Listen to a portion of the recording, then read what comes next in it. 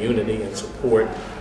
We all, as representatives of the African diaspora, we have similarities here in concern, and there's a great deal of concern in the community about what happened to Imam Abdullah. Everyone we talk to have said, you know, what are we going to do next? We need to do something about this. We need to not only have an investigation, these people who shot him need to be brought to justice, and people have also reflected the desire to support those individuals, those 10 individuals that we should not forget, who were members of the Masjid al-Haq community, who still are facing the possibility of being incarcerated for issues that didn't have anything to do with the alleged activities that they were supposed to have been involved in.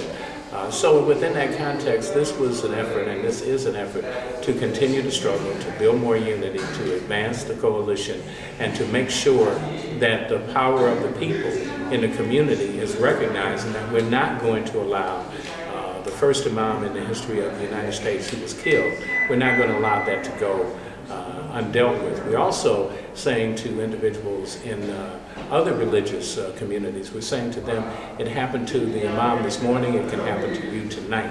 We're saying that the fact of the matter is that he's been supportive and was supportive of people who were in need and was doing, in this particular case, the will of Allah. And so within that framework, we feel that we're doing the will of God today in terms of bringing people together.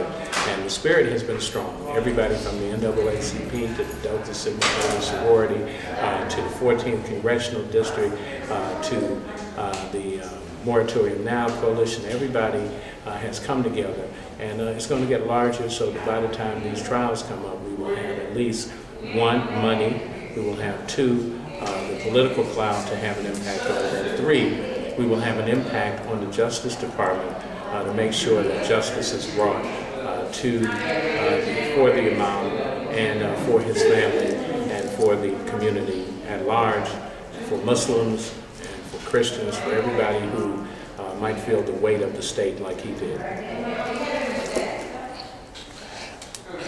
Mr. Ron Scott, speaking of the 10 brothers, we never heard anything. Are they still in jail?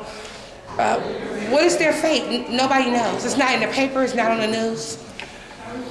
Well, the majority of them have been given bond, and I think a couple of them are still incarcerated. But they've basically been given bond, or either that or on tether, including the imam's son. And it's interesting that the imam's wife, there was an attempt to deport her. So I mean, we're really dealing with the attempting to decimate families.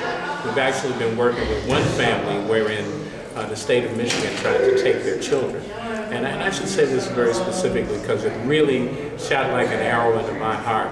It was such virulent bias and such ignorance that one of the workers from Child Protective Services was heard to say that Muslim men, is well known that Muslim men beat their wives. And so therefore, one is that she has no knowledge of the general tenets of Islam, and in addition to the fact, as an African American woman, it's a shame that she would try to wreak that kind of havoc on brothers in this particular case who are trying to do the right thing and who are building families. And I saw the children she's talking about. There's no evidence of abuse. In fact, all I see are some brother and sister who are trying to raise their families and in a righteous way and do the right thing. So there's still that effort being made to try to destroy families. And I want people to know that. The other thing is that there are still individuals who are undercover who are attempting to compromise the mosque. The mosque has had to pay taxes and so forth recently, facing the possibility of foreclosure. So in effect, these things are happening while a number of people have been released temporarily, you know, facing trial. Those situations. Mr. Ron Scott from Detroit Coalition Against Police Brutality. Thank you, Mr. Ron Scott.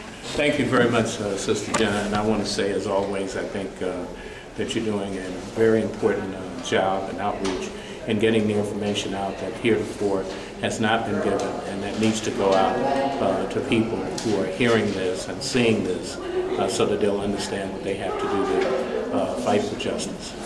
Thank you.